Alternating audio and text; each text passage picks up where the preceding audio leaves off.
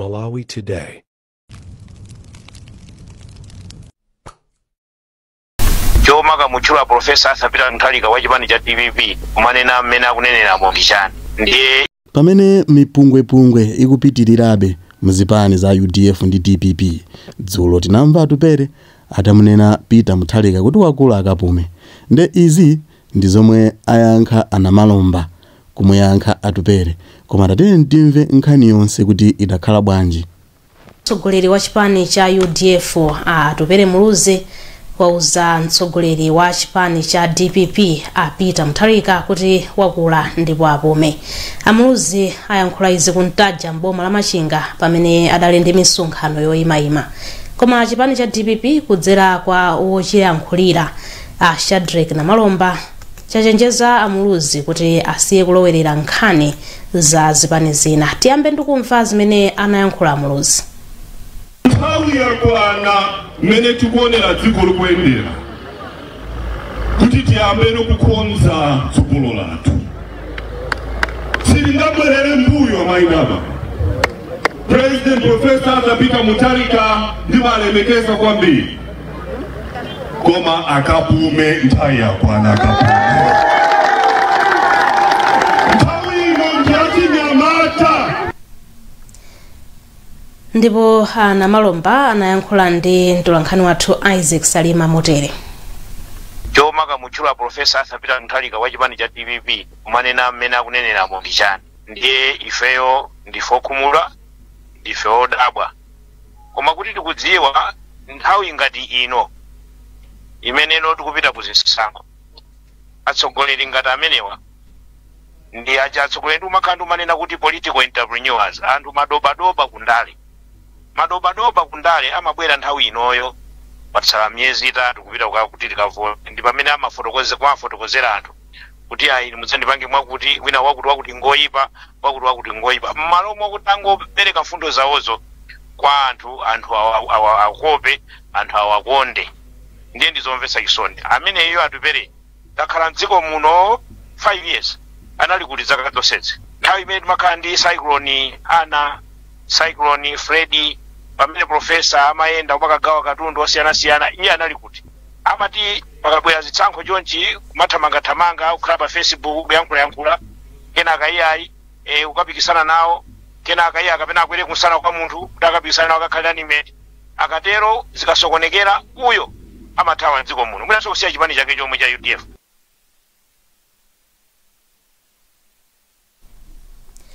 Koma kodi izi zikutanthauza chiyani pamene dziko lino likulunjika kuchisankho? Katswiri pa nkhani za ndale a Wonderful Nkhuche wati nkutheka kuti chipani cha UDF sichikuganiza zochita mgwirizano ndi zipani zinzake zotsutsa boma. Mwina zikuonetsera kuti ali oyang'anira kuti agwire ntchito limodzi ndi chipani cha Malawi Congress Party komanso President Lazarus Chakwera, chifukwa kwambiri kuona andale aku opposition akuma Rozana Zala akale mzoyembekezereka komabe ndi zodabwitsa. Ndeti takungomba nkuda kunena kuti mwina kulankhula komwe atupere Muluzi anapanga akukhala ngati kuti akukonza njira ya Malawi Congress Party komanso Lazarus Chakwera, chifukwa ku chipani cha Malawi Congress Party amene akulimbana naye kwambiri ndekuti ndi chipani cha DPP komanso President wakale Peter Mutharika. Kampani ya boma yoyitanitsa mafuta a galimoto ya National Oil Company of Malawi NOCMA yati vuto lakusowa kwa mafuta mdziko muno likuyembekezeka kutha sabata ino. Poyankhula ndi Times lolemba, mkulu wa NOCMA Clement Kanyama wati vuto litha ku chigawo chakumpoto pakutha kwa tsiku lolemba, ndipo kuti mu chigawo chapakati vuto litheratu pofika lachiwiri. Malingana ndi Akanyama, mafuta ochuluka akhala kufika ku mapeto a sabata ino mu chigawo chakumwera. Akanyama akufotokoza zambiri kwa mtolankhani wathu Taonga Sabola. According to our plans, we shouldn't have had this shortage. A ship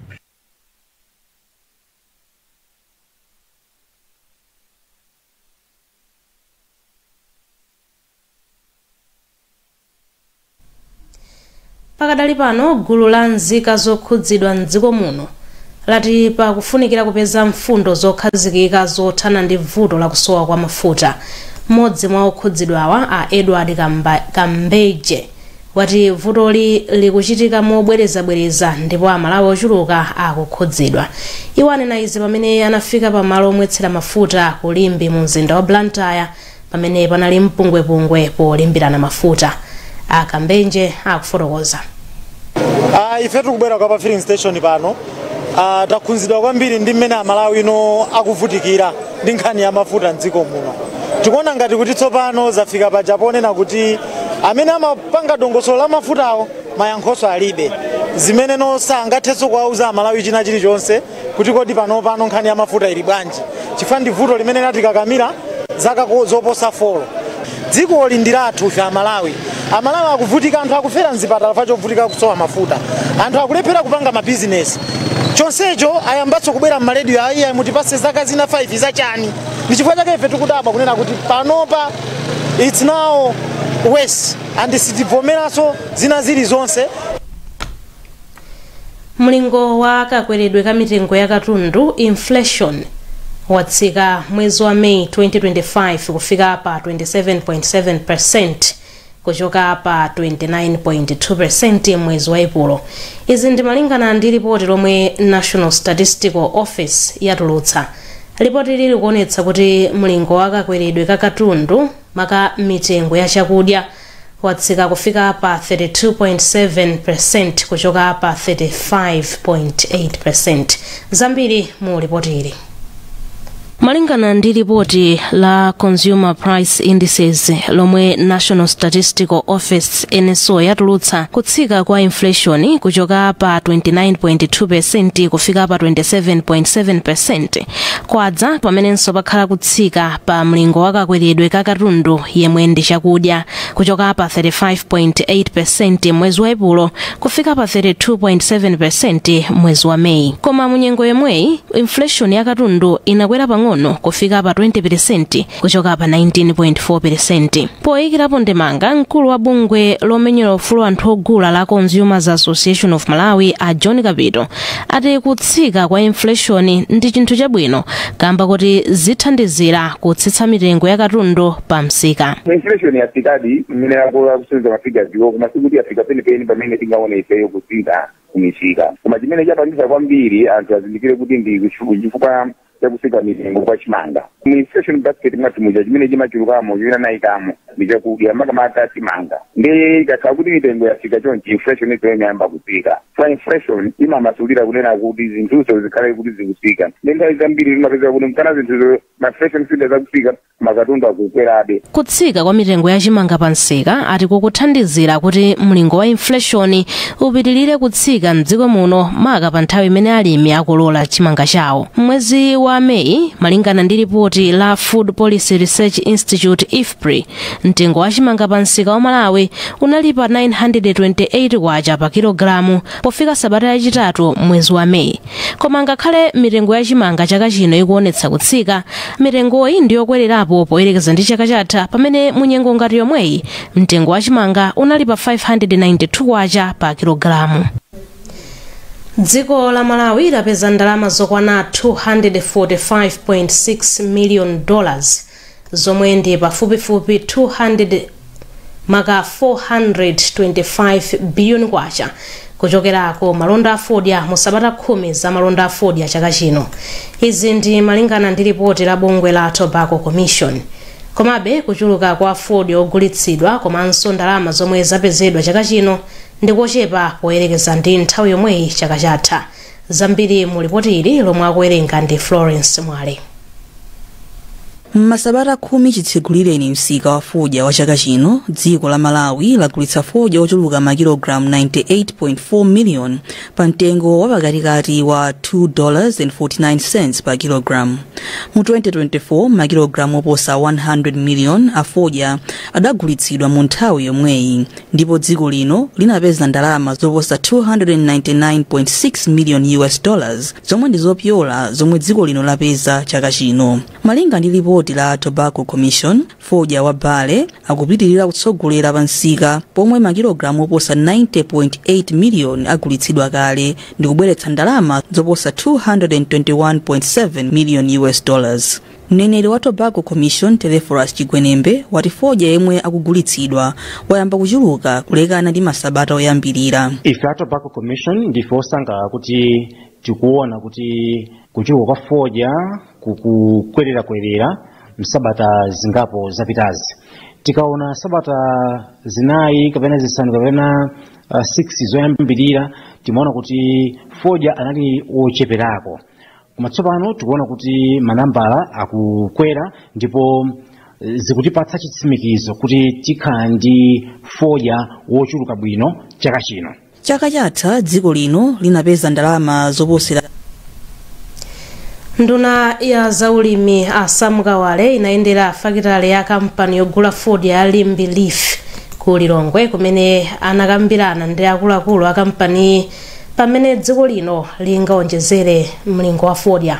Akawale anati zokambirana zinazama kwambiri pa mavuto omwe makampani ogula fodya akukumana nawo ndipo ena mwa mavutowa anati ndi kuchedwa kwa malonda ku misika ya fodya zomwe zikukhudzanso alimi. Kingsley Jasi anali komweko ndipo ali ndi zambiri. Polankhula atayendera fakitale ya kampani ya Limbi Leaf, Akawale anati akukambirana ndi makampani a fodya pofuna kuchulutsa mlingo omwe dziko lino limagulitsa kunja. Ntchito yathu ya unduna wa zaulimi ndionetsetsa kuti ulimi wa fodya upite mtsogolo, poonetsetsa kuti alimi athu ndikuwasamalira, fodya amene akubwera ndi wabwino, msika ukhale wabwino, misika yokagulitsanso kunja ikhalenso yabwino kuti ndalama za kunja forex ipezeke mosavuta. Wapampando wa kampani ya Limbi Leaf Ronald Mangani ati kampani ikugwirizana ndi boma pa ganizo lofuna kuchulutsa fodya mdziko muno, koma pali mavuto angapo ofunika kukonza. Monga kampani yaikulu yogula tobacco fodya Malawi muno, tili mapulani kuti tithandizane ndi boma kuti cholinga cha boma chikwaniritsidwe, ndipo mapulani amenewo ndi zina mwa zimene takambirana ndi minister lero kuti tiyenera kusintha mmene tikupangira ntchito ya kugula ndi kupanga process tobacco mdziko lino, ndi cholinga cha boma chikwaniritsidwe. Dziko lino lakhala likulima fodya ochepa poyerekeza ndi yemwe makampani amafuna, zomwe zakhala zikuchepetsa phindu ku dziko lino. Mukuonera nkhani mwatsatanetsatane pano pa kanema wa Times TTV. Tibwerenso ndi nkhani zina zambiri mukatha kuonera izi. Tikupitirira ndi nkhani zathu. Gulu la Patriots lapereka zipangizo za chipatala za ndalama zokwana 2.16 billion kwacha pa chipatala cha Queen Elizabeth Central mu mzinda wa Blantyre. Gululi lachita izi mogwirizana ndi bungwe la Project Cure la dziko la America komanso nzika za dziko lino zimene zimakhala mdziko la America. Wapampando wa bodi ya bungweli Akamuzu Chiwambo anati ndi cholinga cha gululi kulowererapo ndi kukhala yankho pa mavuto amene dziko lino likukumana nawo. Iwo akufotokoza. Thandizo limene lafika lero ndi thandizo lalikulu zedi. Muli mankhwala komanso muli ndi zipangizo zosiyanasiyana. Mukhoza kuona zimene zikusisidwa kumeneko kutsogolo kunoko kuoneka makataundi, koma mkatimo muona kuti muli mabedi, kuli ma x-ray machine, kuli ma oxygen concentrators komanso ndi zipangizo zosiyanasiyana. Ndipo consignment imeneyi mtengo wake ndi 2.16 billion kwacha. Osakale milioni yayi koma billion 2.1 billion kwacha. Ndipo ichichi ndi mtengo wa container imodzi. Koma nkhani yabwino imene ili tubweresa kwa ino Malawi anzanga ndiye kuti tapeza ma container 100. Komanso nkhani yabwino ndiye kuti mmene panopo miyoyo yambiri ku Malawi kuno ipulumutsidwa ndi katundu ameneyo. Chifukwa muli zipangizo zosiyanasiyana zimene pakali pano zipata mwathu mulibe zambiri. Komanso nkhani yabwino ndiye kuti katundu ali mmenemu muli katundu wa nyuwani, katundu wina woti wagwira ntchito kanthawi pang'ono, ndipo adzakhala akutumikira zipatala kuti zipatala zathu zikakhale zothandizika. ndipo wachiwiri kwa mkulu wa chipatala cha gulupu William Peno ayamikira thandizoli. Ife tilokondera kwambiri ndi katundu amene wabwerayu. Takhala tikudikira kwa nthawi yayitali almost pano patenera kuti zaka ziwiri kuti katundu yabwere pamene tinakambira ndi anzathu amapatriots. Takhala tikupanga kukambirana kuti katundu amene angabwere ndi wamtundu wanji ndipo ndizosangalatsa kuti pomalizira pano pa katundu idu wafikadi lero. Chipatala chathu chinthu chachikulu ndipo chimaona mapatient ochuluka kuchokera m'madera osiyanasiyana. Mmene zabwera choncho muzikuthandiza kuti pa zinthu zomwe zinatimasowa makamaka medical equipment ndimene yabwera yambiri imene itathe kuthandiza kuti ithe kuperekera chithandizo choyenera kwa anthu ambiri amene azibwera kuno. Ntchito iyi ndi yayikulu kwambiri ndipo katundu oyenera kuperekedwa kuchipatala kuno amene akufunika kugwiritsira ntchito ndi wambiri ndipo ndinakakonda kuti anthu enanso atha kubwera kuzapereka katundu ngati amene. Nthumwi zosiyanasiyana zatsindika zopereka danga komanso chisamaliro chokwanira kwa ana. Izi zanenedwa pamene dziko lino lachititsa chikondwerero cha nambala 25 cha tsiku la mwana wa mu Africa. Mwambowu wachitikira mu mzinda wa Lilongwe. Wezi Gausi ali ndi ripoti.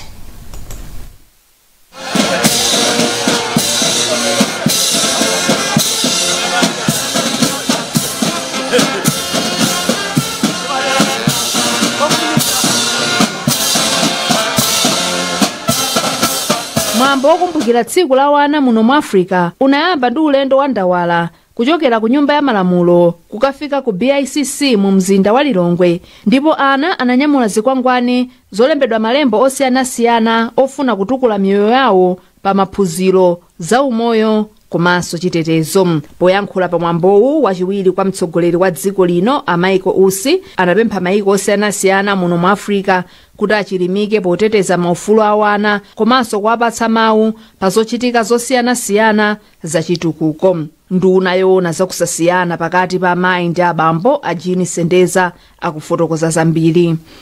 Lili nawo nditu pa mdipiti komanso pa mndandanda oganizira ana a dziko lonse makamaka muno mu Africa. Wapampando wa African Committee of Experts on the Rights and Welfare of the Child a Wilson Adawo ati maiko ambiri muno mu Africa akukumanabe ndi mavuto ochuluka makamaka pa nkhani zoteteza ana komanso kupereka maphunziro ndi zina zokhudza umoyo wawo. Poyankhula malo mwa ana mdziko muno Alois Male anatsindika zakufunika kuti maboma osiyanasiyana azitha kumvera liwu la ana komanso kwayika ana kuti azitenga nawo gawo popanga zachitukuko zosiyanasiyana. Mwambowu kunabwera ana opitirira 800 amene achokera maiko osiyanasiyana muno mu Africa ndiponso mabungwe osiyanasiyana komanso boma lilani nawo pokumbukira tsiku la ana. Bungwe la Pharmaceutical Society of Malawi lati ndilokhumudwa ndi chiwerengero chochepa cha kampani zimene zimapanga mankhwala mdziko muno. Mkulu wa bungweli William Mpute wati pakadali pano kampani zisanu zokha ndi zimene zimapanga mankhwala mdziko muno. Iwo amayankhula izi mu mzinda wa Blantyre pa mkumano wa pachaka wa mamembala a bungweli. Mpute akufotokoza. Funa zokuti tikambirane zokuti tisinthe kachidwe kathu ka zinthu mu zaka zokubwerazi kuchoka pomango itanisa mankhwala kuchokera maiko akunja kufika pokuti mankhwalawo tizipanga konkuno kuti azitha kuwafikira Malawi mwachangu. Pakadali pano sitikuchita bwino chifukwa mmene afotokozera akatswiri mkatimo sitikufika 30%, tili pa 10 to 20% mankhwala amene akupangidwa ku Malawi konkuno mdziko muno. Komanso tili ma manufacturers okwana 5 yo ndi kupanga sokwa wapanga zinthu zochepa pamene ana account 5 mwina wapanga zinthu zambiri akhala nkhani ina. Iyi nambala yochepa kutengera zoti mdziko muno tili ndi anthu opitirira 21 million pamene tikunena pano amene ndi anthu ambiri. Maiko ena amene ndi anthu ochepa akupanga mankhwala ambiri mavuto ndi ambirimbiri kutengera kuti dziko lathu lino kupanga kwa zinthu kunangosika musi zinthu zosiyanasiyana andi mankhwala awonso nawo ali mbali.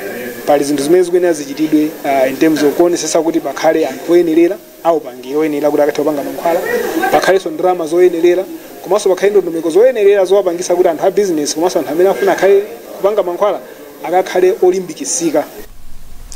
Ndipo mmodzi mwa anthu amene anali nawo pa zochitikazi Moses Chisale anati kunali kofunika kukumana kukambirana za nkhaniyi. mkumano umene ndiofunikira kwambiri chifukwa chakuti tikukambirana nkhani yopanga mankhwala m'Malawi muno. Monga mukudziwa mankhwala ambiri amene timagwiritsa ntchito kum'Malawi kuno amachokera kunja. Nde kufuna kuti pange mankhwala ochokera kunja abwere kuno amafunika forex imene ikuvuta kuti paya kalipanga. Ndiponso mukauda mankhwala kunja wopanga mankhwalayo customer wawo si mnokha ya kumakhala ena amene auda kale ndani akupangira amenewo ilimbatsa ikabwera nthawi yanu akupangirana. Chifukwa cha zinthu ngati zimenezi ndi zina zambiri ndikofunika kuti tiganizirepo mwakuya kuti tipange encourage kupanga mankhwala kwathu. Nkhani zathu ndi zomwezi koma tisanasiyane nayo mitu yake. Mtsogoleri wa chipani cha UDF atupere muluzi wauza mtsogoleri wa chipani cha DPP Peter Mutharika kuti wakula ndipo apume. National Oil Company of Malawi yati vuto lakusowa kwa mafuta mdziko muno litha sabata ino, ndipo dziko la Malawi lapeza ndalama pa fupifupi 425 billion kwacha kuchokera ku malonda afodya mu sabata 10 za malondawa chaka chino. Mutha kupeza nkhanizi ndi zina zambiri pa www.times.mw, pa Facebook pa tsamba lathu la Times 360 Malawi, X @Times 360 Malawi, komanso poimba *895# ndi kuchita subscribe ku